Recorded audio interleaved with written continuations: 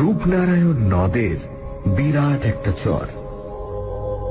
নদীর বাঁধটা একটা বিরাট অজগরের মতো এঁকে বেঁকে চলে গেছে দূর থেকে বহু দূরে।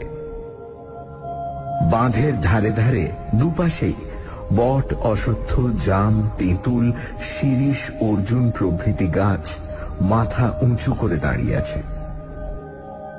বাঁধ থেকে নেমে খানিকটা এগিয়ে গেলেই গ্রামের সীমানা। প্রথমেই জেলে পাড়া, তার ডান দিকে বাগদি পাড়া, উত্তর দিকে বিভিন্ন জাতের লোক বাস করে। অপরদিকে রূপনারায়ণ নদ ঢেউ তুলে তরতর করে এগিয়ে চলেছে। বাঁধের ওপর দিয়ে প্রায় মাইল খানিক গেলেই রূপনারায়ণের প্রকাণ্ড চর। এই চরেই গাঁয়ের লোকেরা মরা পোড়ায়। আশেপাশে প্রায় 10খানা গাঁয়ের মধ্যে ওই একটাই শ্মশান। শ্মশানের কাছাকাছি অনেক নাম না জানা বড় বড় গাছ আর ঝোপঝাড়। পাড়া গাঁয়ের শ্মশান যে কত ভয়ঙ্কর, না দেখলে বিশ্বাস করা যায় না। শ্মশানের চারিদিকে ছড়িয়ে পড়ে আছে পোড়া কাঠ, আধ পোড়া বাঁশ, ছেঁড়া কাঁথা, ছেঁড়া কাপড়, ছেঁড়া মাদুর, মরার হাত, ভাঙা হাঁড়ি আর সরা। যারা মরা পোড়াতে পারে না তারা সব মরা আর ছোট ছোট ছেলে মেয়েদের মরা মাটিতে পুঁতে দিয়ে যায়। তারপর সেই সব মরা মাটির ভেতর থেকে টেনে বের করে শেয়াল, কুকুর আর শকুন মনের আনন্দে ছেড়ে ছেড়ে খায়। গাছের ঝাঁকড়া শিরীষ গাছটায় একদল শকুন থাকে। হঠাৎ একদিন ঘটে গেল একটা ব্যাপার। বাগদিপাড়ার নগেন দলুই বউয়ের সঙ্গে ঝগড়া করে বাড়ি থেকে চলে যায়। প্রায় 4 দিন কেটে গেল, সে আর বাড়ি ফেরে না দেখে সবাই চিন্তায় পড়ল। যেখানে যত আত্মীয় ছিল খোঁজ নেওয়া হলো, কিন্তু কোনো সন্ধান পাওয়া গেল না তার। সেদিন সকালে জেলে পাড়ার জনা কয়েক ছেলে ডিঙি ভাসিয়ে মাছ ধরতে ধরতে এসে পড়েছে শ্মশানের বেশ কাছাকাছি। হঠাৎ তাদের নাকে দুর্গন্ধ লাগল, আর সেই সঙ্গে শকুনের ডানা ঝাপটানি শব্দ। সঙ্গে সঙ্গে তারা দেখল নগেন দলুইয়ের পচা গলা মৃতদেহটা চরে এসে আটকে আছে। শকুনে খানিকটা ছিঁড়ে খেয়েছে। চোখ দুটো শকুন খুবলে নিয়ে নিয়েছে, শুধু চোখের গর্ত দুটো রয়েছে। জেলেরা এই বীভৎস দৃশ্য দেখে বাগদিপাড়ায় সংবাদ দিল। সকলে তখন সেখানে ছুটে এসে দেখল এত দুর্গন্ধ ছড়াচ্ছে যে কারো সাধ্য নেই সেখানে দাঁড়ায়। তখন সবাই নাকে কাপড় চাপা দিয়ে মরাটার পায়ে দড়ি বেঁধে শ্মশানের ভেতরে এনে মাটি চাপা দিয়ে চলে গেল। রাত্রির বেলা মাটির ভেতর থেকে নগেনের মৃতদেহটা তুলে শেয়াল, কুকুরে খেয়ে ফেলল। নগেন দলুইয়ের অবস্থা মোটামুটি ভালোই ছিল। তার 2টি ছেলে, তাদের বিয়ে হয়ে গেছে। তারা ভালোভাবেই বাপের শ্রাদ্ধ করল। জেলে পাড়া, বাগদি পাড়ার অনেকেই নিমন্ত্রণ খেয়ে গেল। এই ঘটনার পর প্রায় 1 মাস কেটে গেল। তারপর থেকেই নানা রকম অবিশ্বাস্য ঘটনা ঘটতে লাগলো। কখনো বাগদিপাড়া থেকে, আবার কখনো জেলে পাড়া থেকে হাঁস, মুরগি, ছাগল চুরি যেতে লাগলো। একদিন নগেনের বউ রাত্রে একটা শব্দ শুনে এসে দেখল তাদের আম গাছটার নিচে যেন একজন সাদা কাপড় গায়ে জড়িয়ে দাঁড়িয়ে আছে। সে ভয় পেয়ে চেঁচাতে চেঁচাতে ঘরে এসে দরজা বন্ধ করে দিল। মায়ের চেঁচানি শুনে ছেলেরা হ্যারিকেন হাতে নিয়ে বাইরে এসে চারিদিকে দেখল, কিন্তু কাউকেই দেখতে পেল না।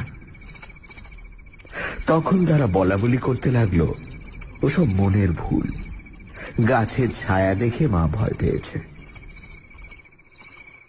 রাত্রে বাঁধের ওপর আর শ্মশানেও একটা কঙ্কালকে ঘোরাফেরা করতে দেখে গাঁয়ের সবাই ভয় পেয়ে গেল।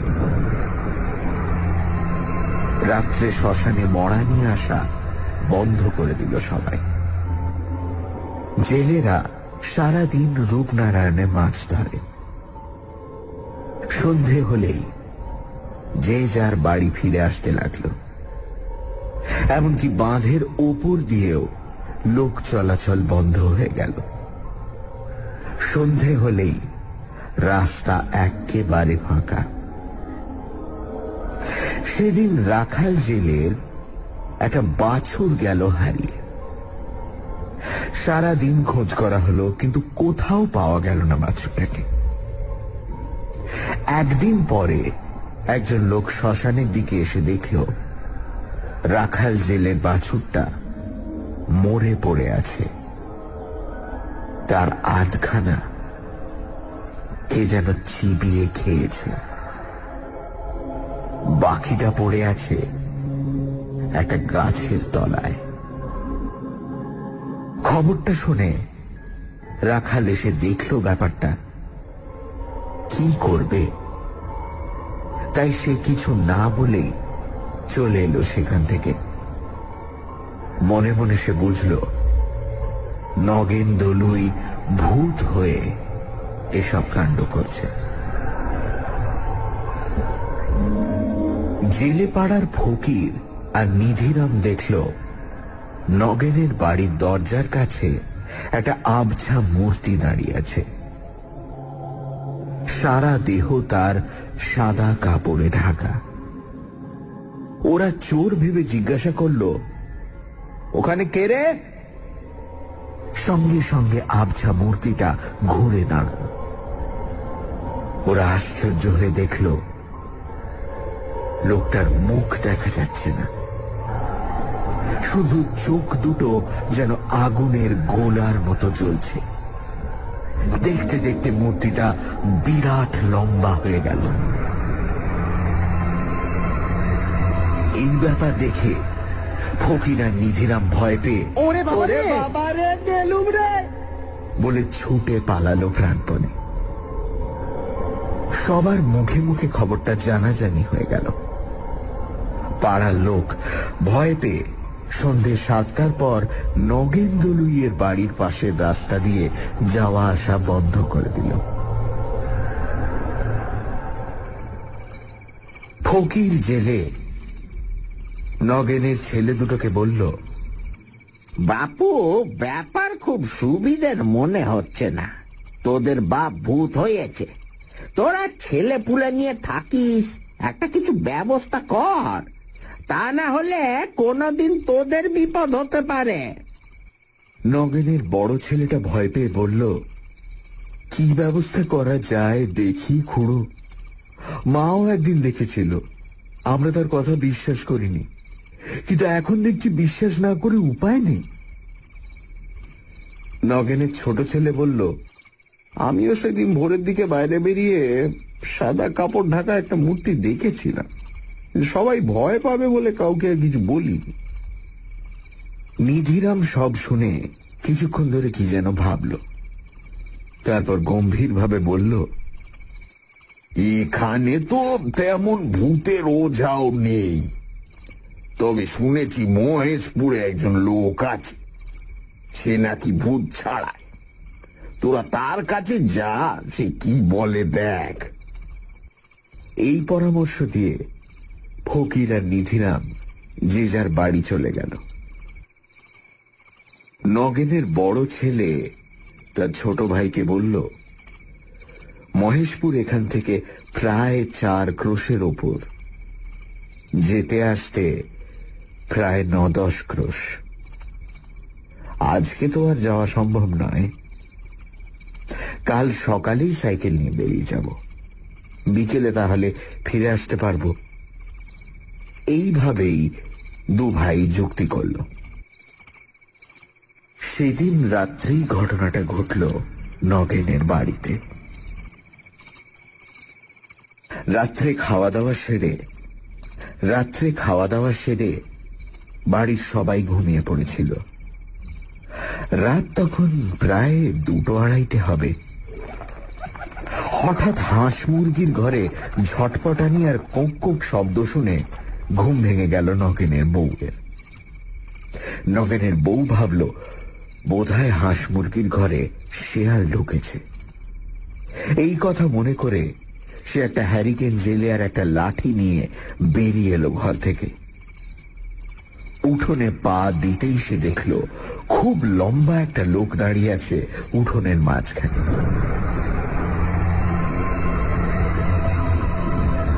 তার লম্বা লম্বা লিকলিকে হাত দুটোতে দুটো মুরগি, আর সে মুরগি দুটো ছেড়ে চিবিয়ে খাচ্ছে। এই দৃশ্য দেখে নগেনের বউ আ করে চিৎকার করে উঠোনে পড়ে অজ্ঞান হয়ে গেল। সেই শব্দ শুনে ছেলেরা বউরা সব ছুটে এলো হ্যারিকেন নিয়ে। উঠোনের মাঝখানে মাকে অজ্ঞান হয়ে পড়ে থাকতে দেখে তাড়াতাড়ি জল পাখা নিয়ে এসে সবাই শুশ্রূষা করতে লাগলো। বেশ কিছুক্ষণ সেবা করার পর জ্ঞান ফিরে এলো নগেনের বউয়ের। ছেলেরা জিজ্ঞেস করলো, কি হলো মা, তুমি অজ্ঞান হয়ে গেলে কেন? নগেনের বউ তখন হাঁপাতে হাঁপাতে 2-1 কথায় ছেলেদের সব ব্যাপারটা বলে উঠোনের যেখানে কঙ্কালটা দাঁড়িয়েছিল সেইখানে ইশারা করে দেখিয়ে দিল। সবাই আলো হাতে নিয়ে উঠোনের মাঝখানে গিয়ে দেখল চারিদিকে মুরগির পালক আর রক্ত ছড়ানো রয়েছে, কিন্তু ধারে কাছে কাউকেই দেখা গেল না। ছোট ছেলে বলল, হয়তো শেয়াল ঢুকে মুরগি খেয়েছে। রাতের অন্ধকারে শেয়ালের চোখ দুটো তো দপদপ করে জ্বলে, মা হয়তো তাই দেখেই ভয় পেয়ে অজ্ঞান হয়ে গেছে। ছেলেদের কথা শুনে নগেনের বউ বলল, তোরা আমার কথা বিশ্বাস করলি না তো, কিন্তু আমি স্পষ্ট দেখেছি খুব লম্বা একটা মূর্তি উঠোনে দাঁড়িয়ে আছে। তার সারা গাটা সাদা কাপড়ে ঢাকা, মুখটাও দেখা যাচ্ছে না, চোখ দুটো দপদপ করে জ্বলছে। তার লিকলিকে লম্বা হাত দুটোয় দুটো দুটো মুরগি, সে মুরগি দুটো ছিঁড়ে ছিঁড়ে খাচ্ছে। এইসব কথাবার্তা হচ্ছে নিজেদের মধ্যে। এমন সময় বাড়ির পেছন দিকে শোনা গেল একটা ভয়ঙ্কর হাসির শব্দ।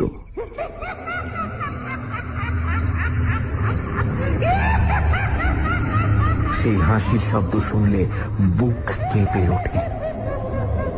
সেই শব্দ শুনে সবাই চমকে গেল। তারা বুঝতে পারল এটা একটা ভৌতিক কাণ্ড ছাড়া আর কিছুই হতে পারে না। ভয় পেয়ে সবাই ঘরে ঢুকে বসে রইল সকাল হওয়ার অপেক্ষায়। পরের দিন নগেনের বড় ছেলে সাইকেল নিয়ে চলে গেল সেই প্রায় 4 ক্রোশ দূরে মহেশপুরের ওঝার বাড়িতে। কিন্তু মুশকিল হলো ওঝা তখন অসুস্থ। নগেনের ছেলে একে একে সব কথা বলল তাকে।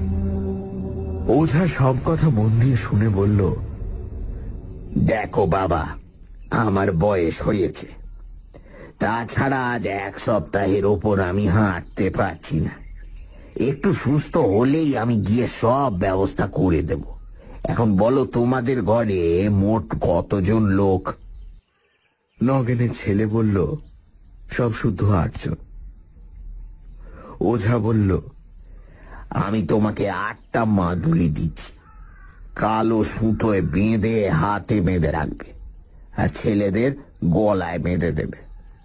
আর এই 4টে পেরেক দিচ্ছি, তোমাদের ভিটের 4 কোণে পুঁতে দাও। তাহলে সে আর তোমাদের বাড়ির সীমানায় আসতে পারবে না।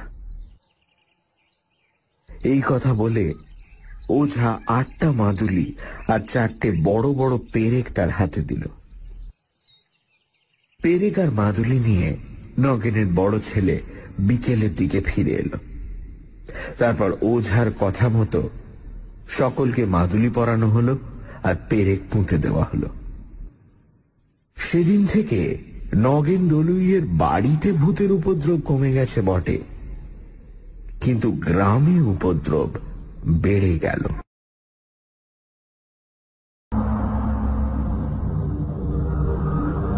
গায়ের লোকের ঘর থেকে হাঁস, মুরগি আর ছাগল প্রায়ই চুরি যেতে লাগলো। অন্ধকারে সেই ছায়ামূর্তিকেও দেখলো অনেক লোক। তাছাড়া কারোর কারোর বাড়িতে গভীর রাতে ইট পড়তে লাগলো দুমদাম করে। আবার কারোর বাড়িতে গরুর হাড়, মোষের হাড়, মানুষের হাড় পড়তে লাগলো। আবার কারোর ঘরে চালে মরা পোড়া কাঠ, বাঁশ পড়তে লাগলো। সারা গায়ের লোক ভয়ে কাঠ হয়ে গেল। সন্ধে হতে না হতেই যে যার ঘরে ঢুকে দরজা বন্ধ করে বসে ভয়ে রাত কাটাতে লাগলো। সন্ধ্যের পর এত বড় গ্রামটা যেন শ্মশানের মতো জনশূন্য মনে হয়। সেদিন রাত্রে অনেক দূর থেকে একদল লোক একটা মড়া নিয়ে শ্মশানে এলো পোড়াতে। লোকগুলো চিতা সাজিয়ে মড়াটাকে তার উপর তুলে আগুন দিয়ে দিল। তারপর সব যাত্রীরা একটু দূরে বসে আপন মনে তামাক টানতে লাগল। এইদিকে সেই অবসরে পাশের বটগাছ থেকে লম্বা হাত বাড়িয়ে নগেন মড়াটাকে চিতা থেকে তুলে নিয়ে গাছের ওপর বসে চিবিয়ে চিবিয়ে খেতে লাগল। তামাক খেয়ে লোকগুলো চিতার কাছে এসে অবাক হয়ে গেল। শুধু চিতাটাই জ্বলছে, মরার পাত্তা নেই। লোকগুলো রীতিমতো ভয় পেয়ে গেল। নদীতে তখন মালপত্র বোঝাই করা একটা বড় নৌকো বাঁধা ছিল। মাঝি বসে অপেক্ষা করছিল জোয়ারের আশায়। নৌকোর ছাদের ওপর হালের কাছে বসে মাঝি তামাক খাচ্ছিল।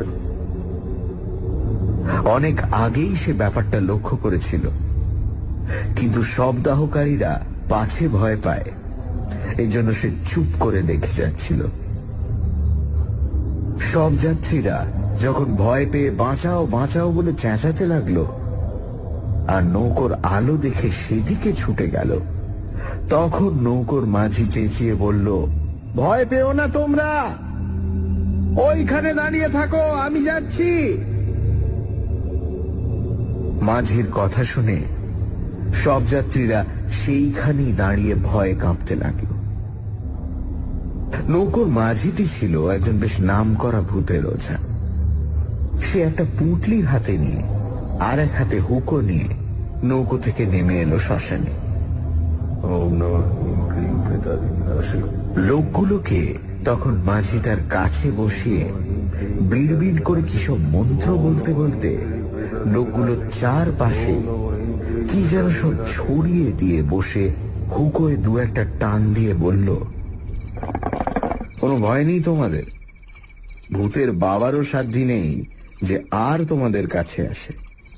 আমি গণ্ডি দিয়ে দিয়েছি, যতক্ষণ তোমরা এই গণ্ডির মধ্যে থাকবে ততক্ষণ তোমাদের ভূত কোনো ক্ষতি করতে পারবে না। তারপর সকাল হলে বাড়ি চলে যাবে।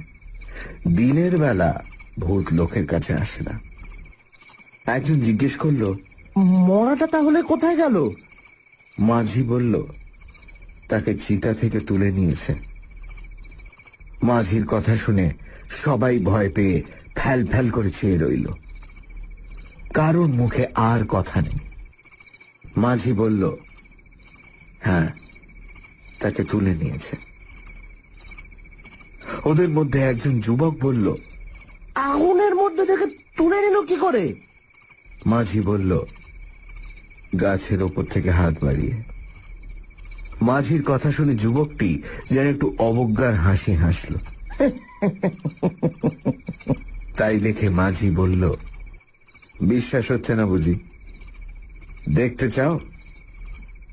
যুবক বলল, কই কই দেখান তো, তাহলে বিশ্বাস করব। দেখো, আবার অজ্ঞান হয়ে যাবে না তো?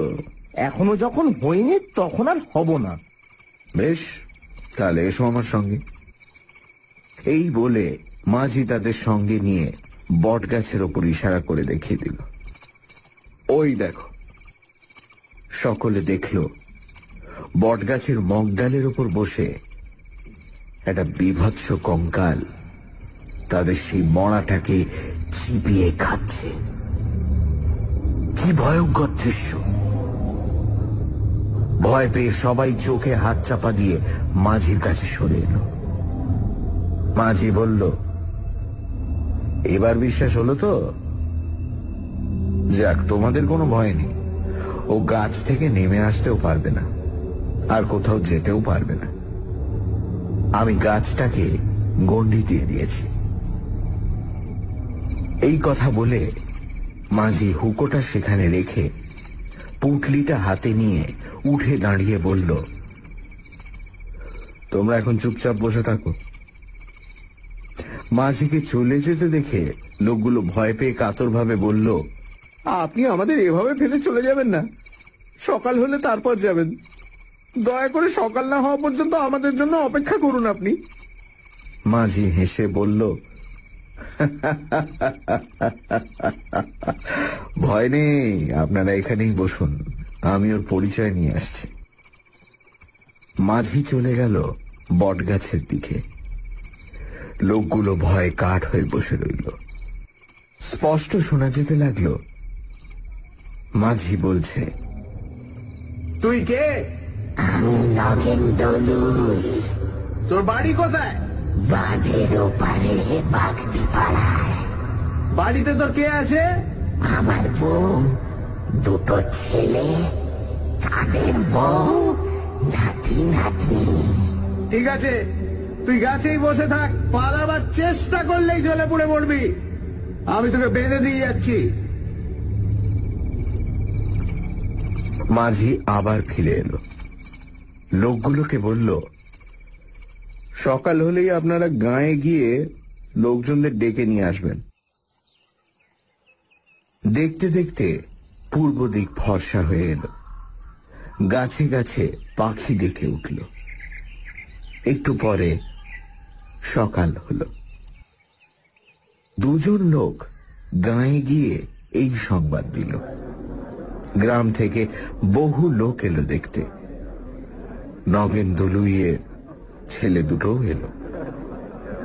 সবাই এলো বট গাছের নিচে। গাছের ওপর তখন কিছুই দেখা যাচ্ছে না, শুধু একটা মড়া ঝুলছে দেখা গেল। মাঝি বলল, মড়াটাকে ফেলে দে নগেন। সঙ্গে সঙ্গে দমাস করে মড়াটা মাটিতে পড়ে গেল। সবাই দেখে তো অবাক। মড়াটার খানিকটা মাংস কি যেন খুবলে খেয়েছে। মাঝি বলল, নগেনের ভূতই মড়াটাকে চিতা থেকে তুলে নিয়ে গিয়ে বসে বসে খেয়েছে। দিনের বেলা তো আর ওদের দেখা যায় না, তা না হলে আমি দেখিয়ে দিতাম। মাঝি এবার বিড় করে কি সব মন্ত্র বলে উঠতে গাছের ওপর থেকে ক্ষণক্ষণে গলায় নগেন বলে উঠল, এবার আমাকে ছেড়ে দে, ছেড়ে দে। মাঝি বলল, তুই একেবারে এদেশ থেকে চলে যাবি। না, না, যাব না, না, যাব না, আমি এখানেই থাকবো। এখানে থাকবি কেন? এখানে এখানে আমার বউ ছেলে আছে, তাছাড়া বউটার জন্য আমি জলে ঝাঁপ দিয়ে মরেছি। ওকে আমি ঘর বাচ্চা শেষ করবো।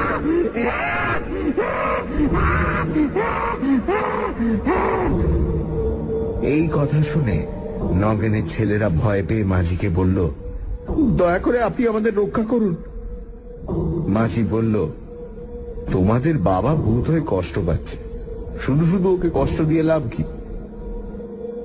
নগেনের বড় ছেলেকে মাঝি বলল, তুমি গয়ায় গিয়ে ওর নামে পিণ্ডি দাও, তাহলেই তোমার বাবা প্রেতজনি থেকে উদ্ধার পাবে। তখন গাঁয়ের একজন বয়স্ক লোক বলল, এখন ওরা কি করবে? যদি আজ রাতেই কারোর ঘাড় মোটকে দেয় বা গ্রামবাসীদের ক্ষতি করে? মাঝি বলল, তা পারবে না, আমি গাছের চারদিকে গন্ডি দিয়ে যাচ্ছি, ও গাছ থেকে কোথাও যেতে পারবে না। 7 দিন ওই গাছে ও বন্দী হয়ে থাকবে, তার মধ্যেই পিণ্ডি দেওয়া না হলে ও আবার গ্রামে গিয়ে উপদ্রব করবে। নগেনের ছেলে বলল, আমি আজই রওনা হয়ে যাচ্ছি। মাঝি বলল, তুই উদ্ধার হলে কি চিহ্ন রেখে যাবি? এবার কিন্তু কোনো উত্তর এলো না। গাছের ওপর থেকে খোনা গলায় চেঁচিয়ে উঠল নগেনের ভূতটা।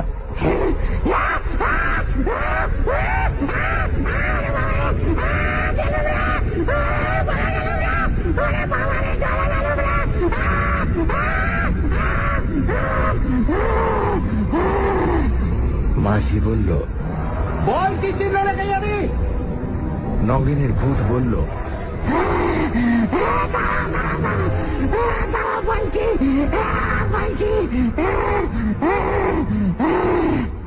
এই বলে একটু থেমে তারপর বলল,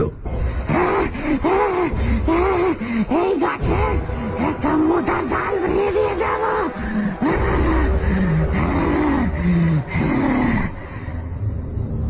মাঝি তখন লোকগুলোকে বলল, আপনারা মড়াটা নিয়ে পুড়িয়ে দিন।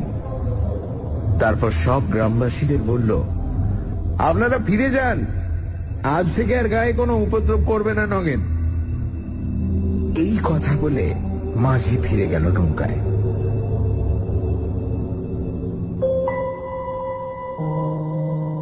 সব যাত্রীরা আবার নতুন করে চিতা সাজিয়ে আধ খাওয়া মড়াটাকে পুড়িয়ে ফিরে গেল যে যার ঘরে।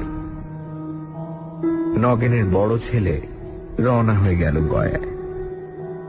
সে যেদিন নগেনের নামে গয়ায় পিণ্ডি দিল, সেই দিন দুপুরেই মড় মড় করে ভয়ঙ্কর শব্দে বটগাছের একটা ডাল ভেঙে পড়ল।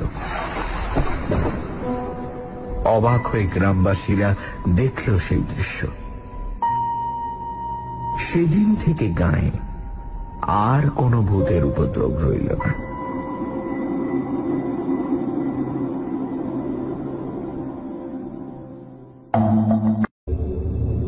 মাঝির কথা শুনে সব যাত্রীরা সেইখানেই দাঁড়িয়ে ভয়ে কাঁপতে লাগলো। নৌকোর মাঝিটি ছিল একজন বেশ নামকরা ভূতের ওঝা। সে একটা পুঁটলি হাতে নিয়ে আর এক হাতে হুকো নিয়ে নৌকো থেকে নেমে এলো শ্মশানে। লোকগুলোকে তখন মাঝি তার কাছে বসিয়ে বিড়বিড় করে কিসব মন্ত্র বলতে বলতে লোকগুলো চারপাশে কি যেন সব ছড়িয়ে দিয়ে বসে হুকোয় 2-1টা টান দিয়ে বলল, কোনো ভয় নেই তোমাদের, ভূতের বাবারও সাধ্য নেই যে আর তোমাদের কাছে আসে। আমি গন্ডি দিয়ে দিয়েছি, যতক্ষণ তোমরা এই গন্ডির মধ্যে থাকবে ততক্ষণ তোমাদের ভূত কোনো ক্ষতি করতে পারবে না। তারপর সকাল হলে বাড়ি চলে যাবে। দিনের বেলা ভূত লোকের কাছে আসে না। একজন জিজ্ঞেস করলো, মরাটা তাহলে কোথায় গেল? মাঝি বলল, তাকে চিতা থেকে তুলে নিয়েছে। মাঝির কথা শুনে সবাই ভয় পেয়ে ফ্যাল ফ্যাল করে চেয়ে রইল। কারোর মুখে আর কথা নেই। মাঝি বলল, হ্যাঁ, তাকে তুলে নিয়েছে। ওদের মধ্যে একজন যুবক বলল, আগুনের মধ্যে থেকে তুলে নিল কি করে? মাঝি বলল, গাছের ওপর থেকে হাত বাড়িয়ে। মাঝির কথা শুনে যুবকটি যেন একটু অবজ্ঞার হাসি হাসল। তাই দেখে মাঝি বলল, বিশ্বাস হচ্ছে না বুঝি? দেখতে চাও? যুবক বলল, কই কই দেখান তো, তাহলে বিশ্বাস করব। দেখো আবার অজ্ঞান হয়ে যাবে না তো? এখনো যখন হইনি তখন আর হব না। বেশ, তাহলে এসো আমার সঙ্গে। এই বলে মাঝি তাদের সঙ্গে নিয়ে বট গাছের ওপর ইশারা করে দেখিয়ে দিল, ওই দেখো। সকলে দেখল বট গাছের মগডালের ওপর বসে একটা বিভৎস কঙ্কাল তাদের সেই মড়াটাকে চিবিয়ে খাচ্ছে। কি ভয়ঙ্কর দৃশ্য! ভয় পেয়ে সবাই চোখে হাত চাপা দিয়ে মাঝির কাছে সরে এলো। মাঝি বলল, এবার বিশ্বাস হলো তো? যাক, তোমাদের কোনো ভয় নেই। ও গাছ থেকে নেমে আসতেও পারবে না, আর কোথাও যেতেও পারবে না। আমি গাছটাকে গণ্ডি দিয়ে দিয়েছি। এই কথা বলে মাঝি হুকোটা সেখানে রেখে পুঁটলিটা হাতে নিয়ে উঠে দাঁড়িয়ে বলল, তোমরা এখন চুপচাপ বসে থাকো। মাঝিকে চলে যেতে দেখে লোকগুলো ভয় পেয়ে কাতরভাবে বলল, আপনি আমাদের এভাবে ফেলে চলে যাবেন না। সকাল হলে তারপর যাবেন। দয়া করে সকাল না হওয়া পর্যন্ত আমাদের জন্য অপেক্ষা করুন আপনি। মাঝি হেসে বলল, ভয় নেই, আপনারা এখানেই বসুন, আমি ওর পরিচয় নিয়ে আসছি। মাঝি চলে গেল বটগাছের দিকে। লোকগুলো ভয়ে কাঠ হয়ে বসে রইল। স্পষ্ট শোনা যেতে লাগলো, মাঝি বলছে, তুই কে? আমি নগেন দলুই। তোর বাড়ি কোথায়? বাঁধের ওপারে বাগদি পাড়ায়। বাড়িতে তোর কে আছে?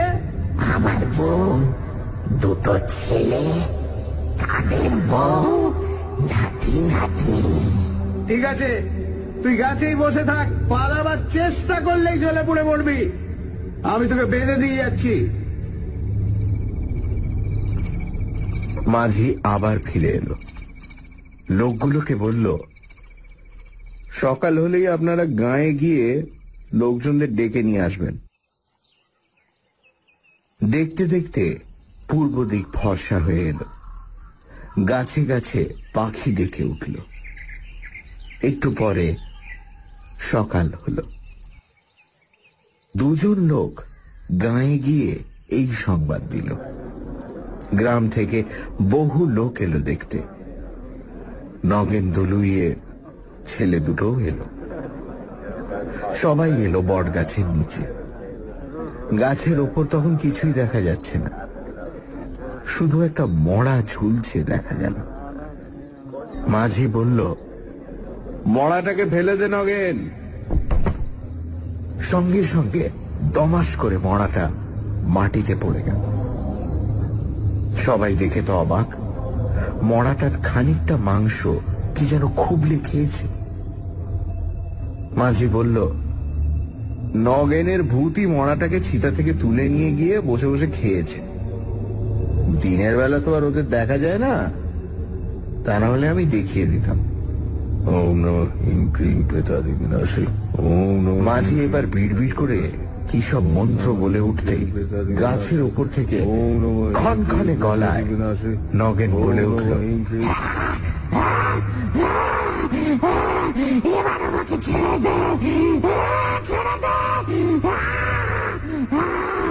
মাঝি বলল, তুই একেবারে এদেশ থেকে চলে যাবি। না, না, যাবো না, না, যাবো না। আমি আমি এখানেই থাকবো। এখানে থাকবি কেন? এখানে এখানে আমার বউ ছেলে রয়েছে। তাছাড়া বউটার জন্য আমি জলে ঝাঁপ দিয়ে মরেছি। ওকে আমি ঘর পটকা শেষ করবো।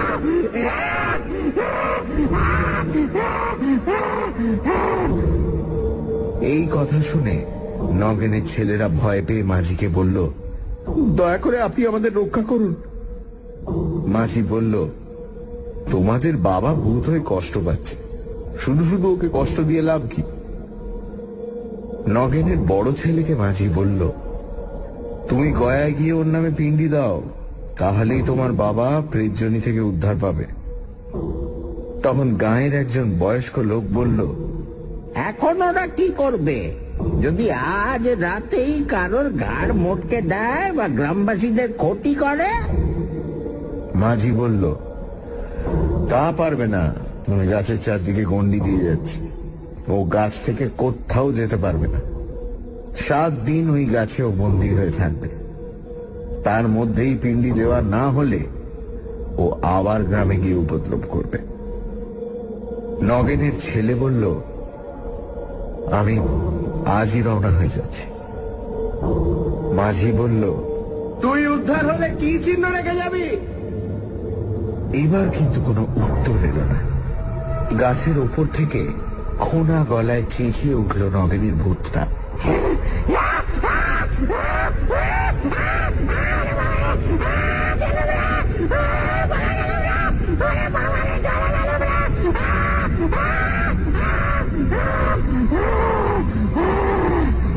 মাঝি বলল, বল কি চিহ্ন রেখে যাবি? নগেনের ভূত বলল,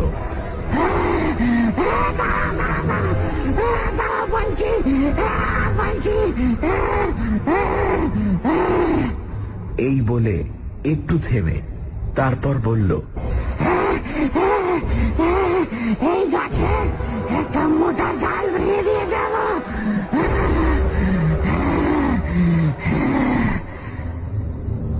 মাঝি তখন লোকগুলোকে বলল, আপনারা মড়াটা নিয়ে পুড়িয়ে দিন। তারপর সব গ্রামবাসীদের বলল, আপনারা ফিরে যান, আজ থেকে আর গায়ে কোনো উপদ্রব করবে না নগেন। এই কথা বলে মাঝি ফিরে গেল নৌকায়।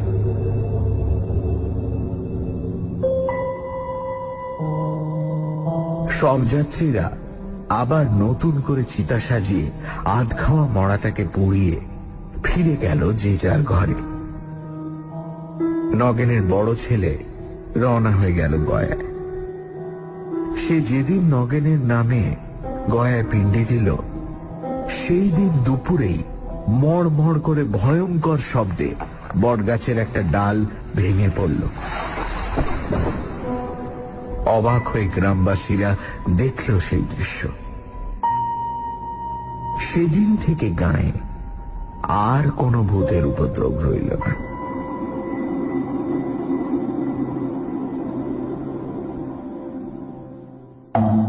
দাও, তাহলেই তোমার বাবা প্রেতজনি থেকে উদ্ধার পাবে। তখন গাঁয়ের একজন বয়স্ক লোক বলল, এখন ওরা কি করবে? যদি আজ রাতেই কারোর ঘাড় মোটকে দেয় বা গ্রামবাসীদের ক্ষতি করে? মাঝি বলল, তা পারবে না, আমি গাছের চারদিকে গন্ডি দিয়ে যাচ্ছি, ও গাছ থেকে কোথাও যেতে পারবে না। 7 দিন ওই গাছে ও বন্দী হয়ে থাকবে। তার মধ্যেই পিণ্ডি দেওয়া না হলে ও আবার গ্রামে গিয়ে উপদ্রব করবে।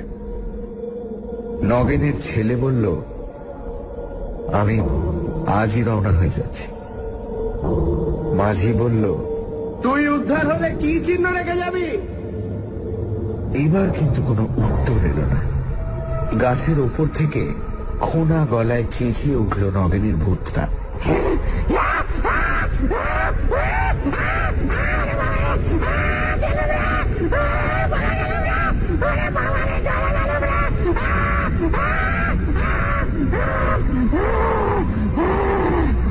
মাঝি বলল, বল কি চিহ্ন রেখে যাবি? নগেনের ভূত বলল,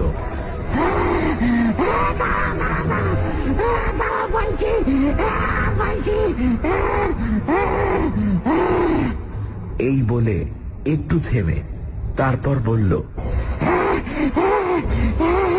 এই গাছে একটা মোটা ডাল ভেঙে দিয়ে যাব।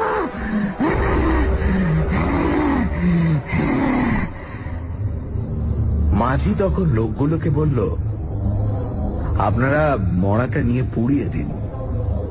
তারপর সব গ্রামবাসীদের বলল, আপনারা ফিরে যান, আজ থেকে আর গায়ে কোনো উপদ্রব করবে না নগেন। এই কথা বলে মাঝি ফিরে গেল নৌকায়।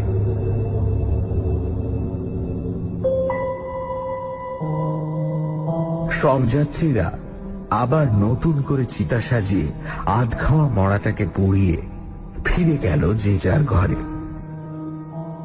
নগেনের বড় ছেলে রওনা হয়ে গেল গয়ায়। সে যেদিন নগেনের নামে গয়ায় পিণ্ডি দিল, সেই দিন দুপুরেই মড় মড় করে ভয়ঙ্কর শব্দে বটগাছের একটা ডাল ভেঙে পড়ল। অবাক হয়ে গ্রামবাসীরা দেখল সেই দৃশ্য। সেদিন থেকে গায়ে আর কোনো ভূতের উপদ্রব রইল না।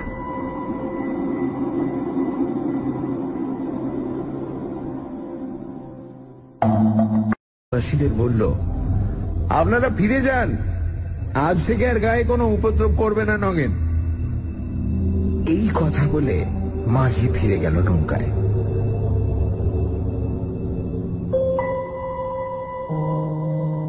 সব যাত্রীরা আবার নতুন করে চিতা সাজিয়ে আধ খাওয়া মড়াটাকে পুড়িয়ে ফিরে গেল যে যার ঘরে। নগেনের বড় ছেলে রওনা হয়ে গেল গয়ায়। সে যেদিন নগেনের নামে গয়ায় পিণ্ডি দিল, সেই দিন দুপুরেই মড় মড় করে ভয়ঙ্কর শব্দে বটগাছের একটা ডাল ভেঙে পড়ল। অবাক হয়ে গ্রামবাসীরা দেখল সেই দৃশ্য। সেদিন থেকে গায়ে আর কোনো ভূতের উপদ্রব রইল না।